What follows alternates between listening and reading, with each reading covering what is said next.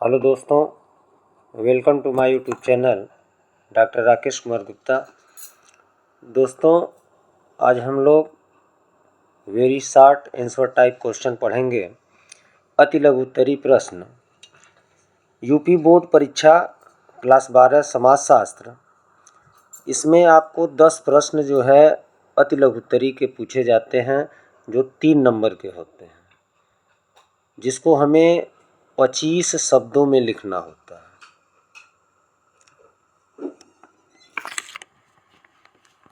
अगर संभव हो तो 25 शब्द में न लिख करके आंसर को हम एक ही वाक्य में भी लिख सकते हैं।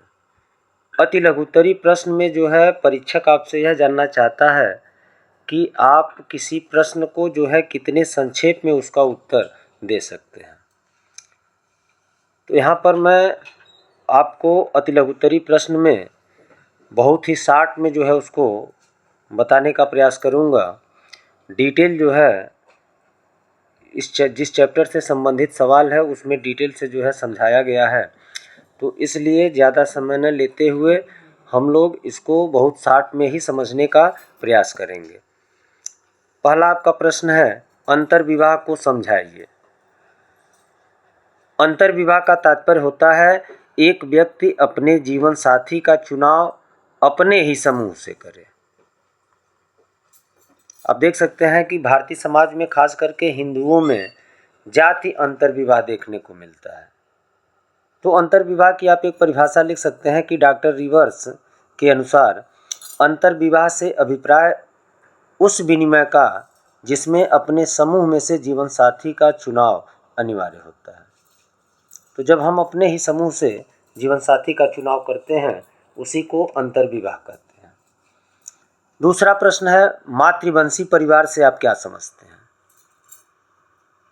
मातृवंशी परिवार में माता परिवार की मुखिया होती है, वंश का नाम माता के नाम से चलता है। इस परिवार में पिता की अपेक्षा माता को अधिक महत्व प्राप्त होता है।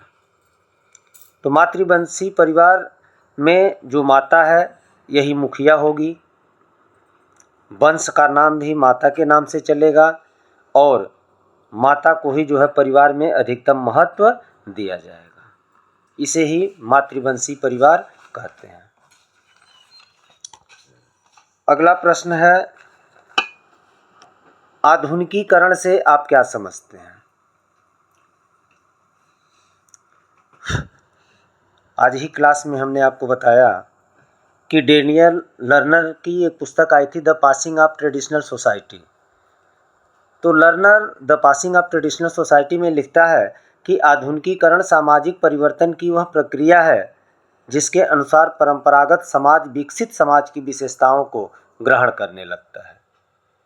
कहने का तात्पर्य यह है कि जब परंपरागत समाज में विकसित समाज की विशेषताएं आने लगेंगी तब इस दशा को हम आधुनिकीकरण कहते हैं।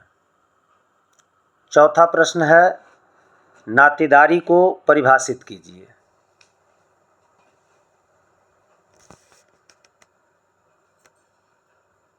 जीडी मिचेल के अनुसार जब हम नातेदारी शब्द का उपयोग करते हैं तो हमारा तात्पर्य रक्त और विवाह से संबंधित व्यक्तियों के संबंधों को स्पष्ट करना होता है।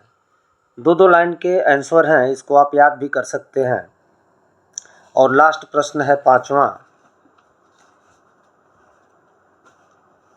नातेदारी के प्रमुख प्रकार लिखिए। तो आपको पता है कि नातेदारी दो प्रकार की होती है, एक होती है रक्त संबंधी नातेदारी और दूसरा होता है विवाह संबंधी नातेदारी। रक्त संबंधी नातेदारी में कौन से लोग आएंगे, भाई हैं, बहन हैं, चाचा हैं, बुआ हैं इत्यादि। विवाह संबंधी नातेदारी में पति पत्नी हैं, जीजा हैं, बहनोई हैं इत्यादि। ये सभी लोग जो है विवाह संबंधी नातेदारी में हैं। तो जितना प्रश्न में पूछा जाए अति लघु उत्तरीय प्रश्नों का उत्तर जो है उतना ही लिखना चाहिए, उसमें बढ़ा चढ़ा के लिखने की जो है आवश्यकता नहीं है, क्योंकि ये सवाल जो है केवल 3 नंबर के होते हैं और जितना पूछा जाए उतना ही आपको लिखने हैं। 3 में 3 नंबर आपको आराम से मिल जाएगा। इसमें इस अति लघुत्तरीय प्रश्नों के उत्तर में आपको अपनी विद्वता बहुत दिखानी नहीं होती है।